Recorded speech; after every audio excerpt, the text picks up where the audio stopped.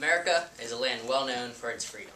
Freedom of religion, freedom of speech, and freedom of petition, just to name a few. And also, less well known, freedom to raise children the way we believe. Because believe it or not, we are not a socialist country and we live in a democracy, America. And it is our right to raise children in the way we believe. However, the affirmative would have you believe otherwise. They would have you think that the government, and not parents, knows what's best for our children. What does the government know about being a good parent?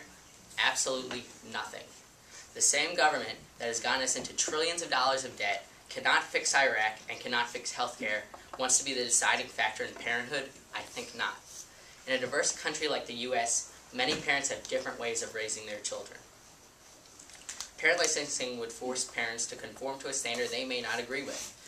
Would it tell parents they can't raise their views on religion, politics, and emotions, and only the government standard? Testing parents would tell them that there's only one way to let your kids grow up, one way to let them be kids, and one way to educate them. Based on the definition of a parent as stated by Ellie, anyone who raises and is involved with the growth and development of children through most of their life could be described as a parent figure. So, when a child visits his grandparents for the weekend, don't they become the guardians for a specific period of time, namely 2 days? Isn't that a lot of time for something bad to happen? Would they need to go get a license to make sure they don't harm their children? Does a babysitter who watches small children every other weekend of their first 5 years of life, like mine did, need to go down to an office to get a license to make sure she does not harm me? Or better yet, if parent licensing is enforced, what happens to all the children today?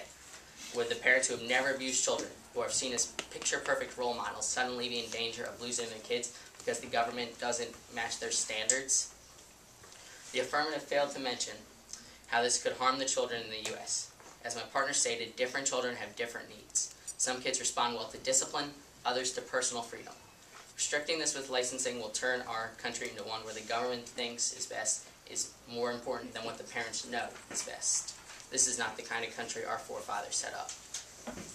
The people who support licensing wish you to believe that by forcing hopeful future parents to undergo a testing procedure, they will be in some way stopping child abuse. This is not true.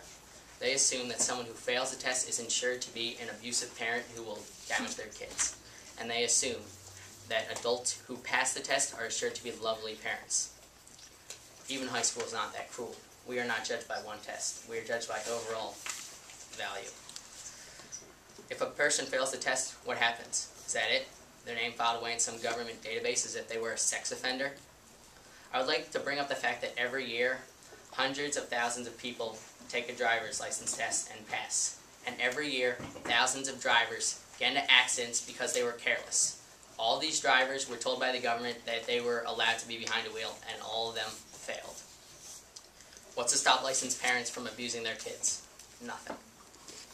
Another issue that must be addressed is the nature of the test. Is it an oral exam, multiple choice, IQ test with a minimum score of 85?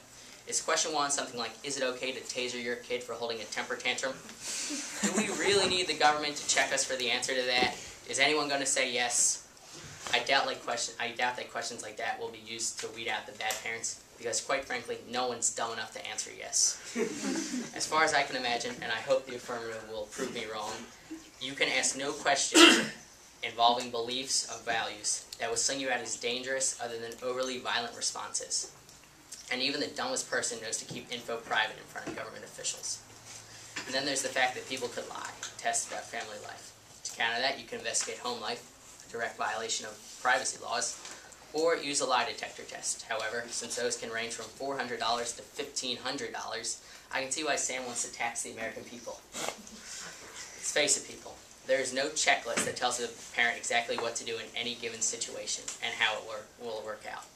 If the affirmative side argues in their plan that a parent will have to pass a written test in order to obtain a license, then this federal program would be irrelevant. Child abuse doesn't only happen in poor families or bad neighborhoods. It crosses all racial, economic, and cultural lines. Sometimes, families who seem to have it all from outside are hiding a different story on the inside. Additionally, the affirmative cannot argue that an adult must meet certain requirements to become a parent, like earning a certain income, living in a specific neighborhood, or having a higher education, because this breaks discrimination laws. Bottom line, parent licensing makes too many assumptions backed up by too few actual facts. When you assume, you make an ass out of you and me.